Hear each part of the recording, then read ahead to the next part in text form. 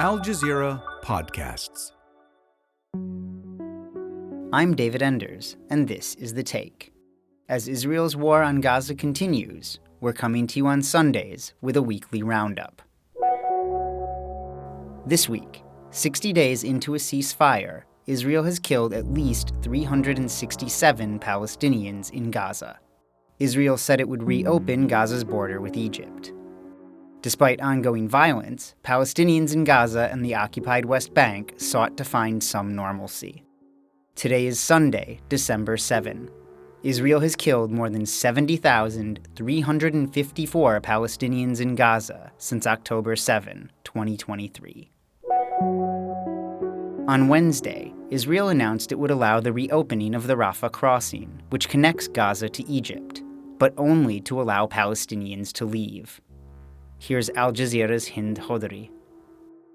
There's a lot of concerns and questions, and Palestinians have been promised that the Rafah crossing is going to be open for the past couple of months and since the beginning of the ceasefire, but Palestinians did not see anything implemented on the ground. Now, number one is, how will Palestinians even make it to the Rafah crossing itself?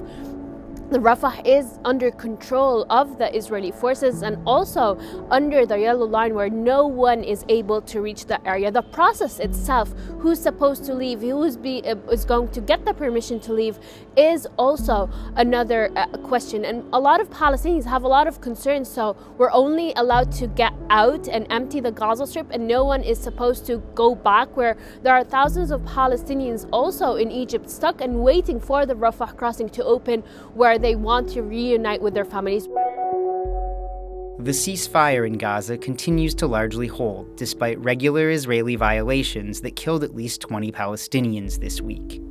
Meanwhile, Palestinians in Gaza are trying to return as best they can to some semblance of normal life, despite the fear of continued Israeli strikes. Al Jazeera's Mahmoud filed this report on Saturday from Gaza City. Nighttime in Gaza used to mean lit streets, open shops, and families gathering late into the evening. Now, it's defined mostly by darkness, broken only by the hum of generators and the glow of makeshift lights.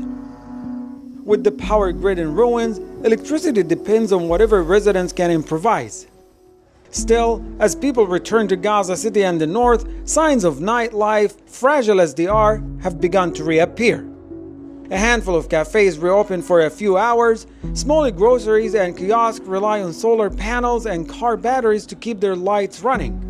These small nighttime routines, sitting outside, buying snacks, chatting with neighbors, are acts of resilience. In a place where uncertainty is constant, community becomes its form of survival, a reminder that even here, life pushes forward, one night at a time.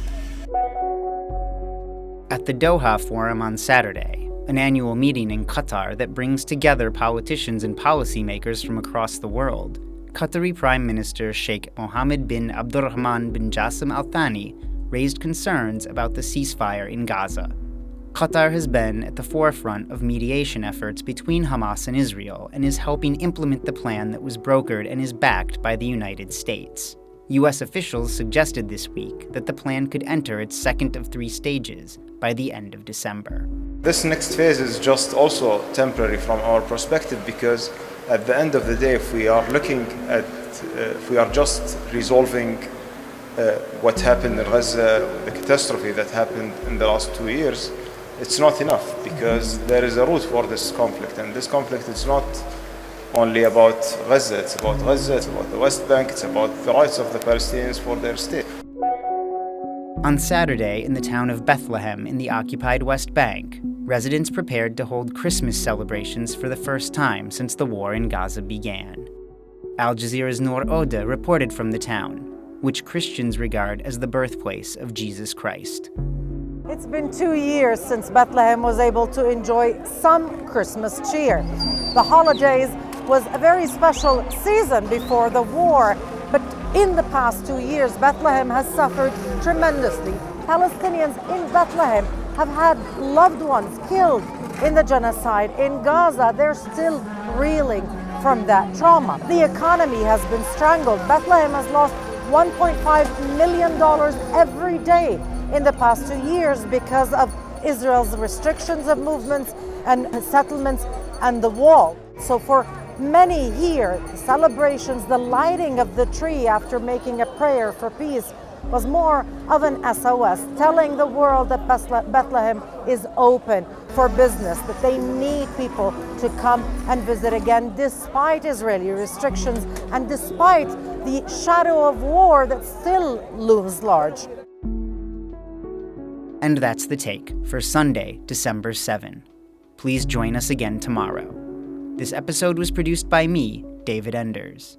Our sound designer is Alex Roldan. Alexandra Locke is The Take's executive producer, and Ney Alvarez is Al Jazeera's head of audio.